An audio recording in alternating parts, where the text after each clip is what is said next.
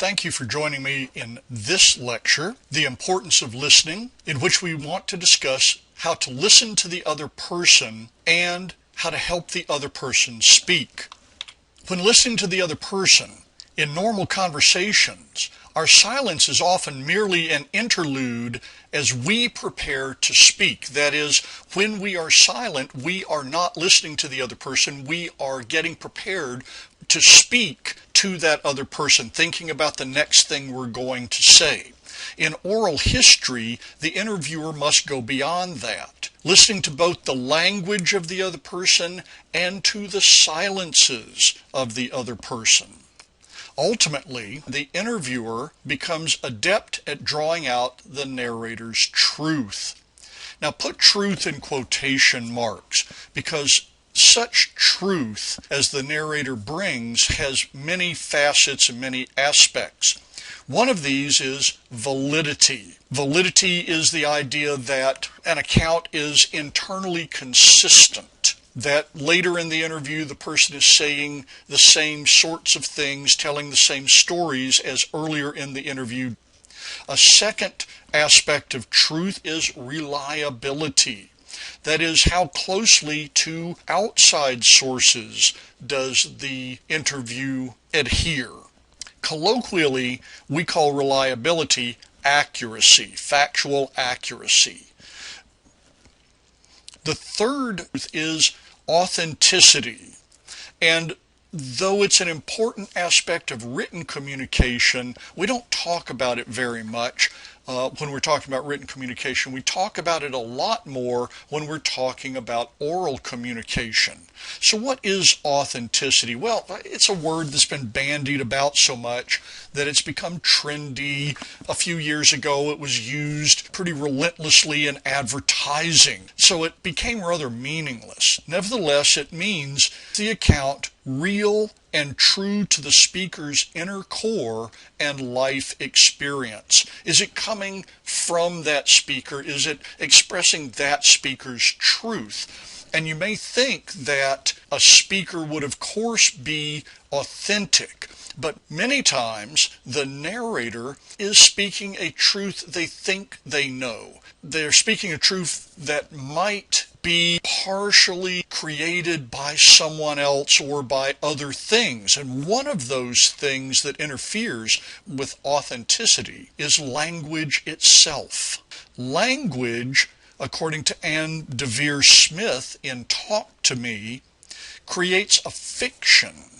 Fiction might be too strong a word. It creates structures and limits, because language and verbalization of thought forces thought into a box that can be communicated. The act of rendering experience and ideas into words forces meaning also, where meaning might not actually exist. Furthermore, the way we have learned to tell our stories forces our experiences into a narrative structure. This narrative structure requires that we connect things together.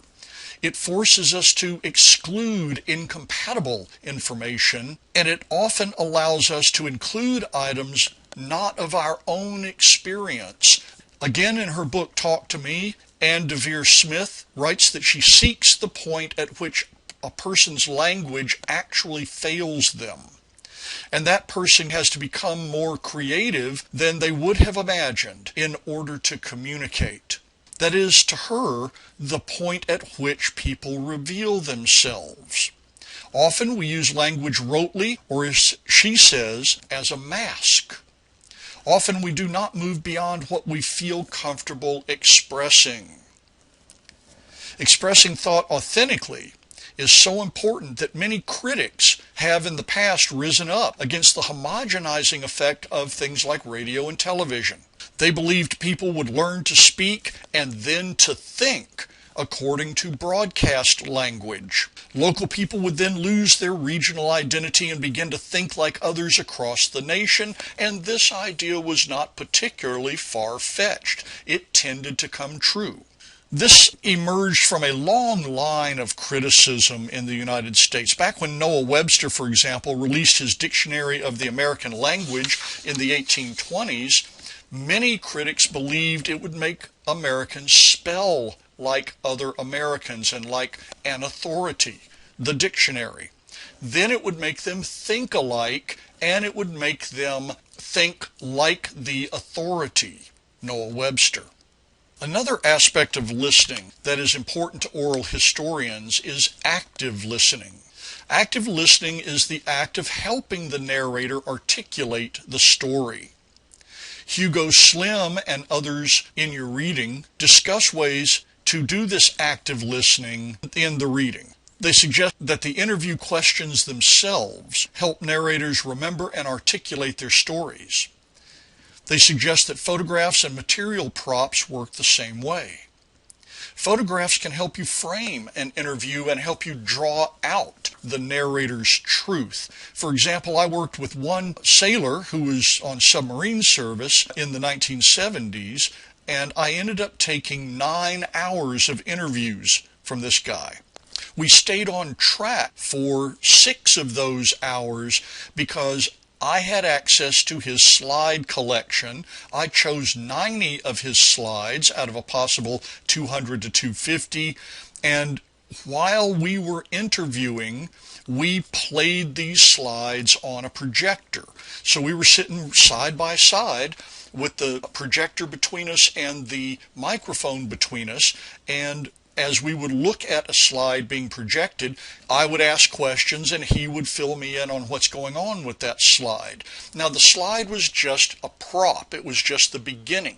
Once he explained to me what was happening in the slide itself, he would then move on to tell me stories associated with the events happening in those slides. And ultimately, he ended up explaining life on a nuclear-powered submarine in Mediterranean service in the 1970s, which was a fairly interesting set of interviews. Slim and others suggest that you can use visual props like timelines and visual biographies. Please see your readings for a more thorough explanation of that. You can use maps, you can use charts, and if necessary, you can have the narrator draw these things as well as drawing out other things or producing other props while interviewing. Remember, however, that if you guys are doodling while you're interviewing, if they're drawing a map, or if you're drawing a map, or they're drawing a chart, or they're drawing a diagram or something like that, that you make those drawings part of the packet that you're creating to document the interview session and the project. So we've looked at the importance of listening. We've looked at some of the things that intervene with listening and storytelling.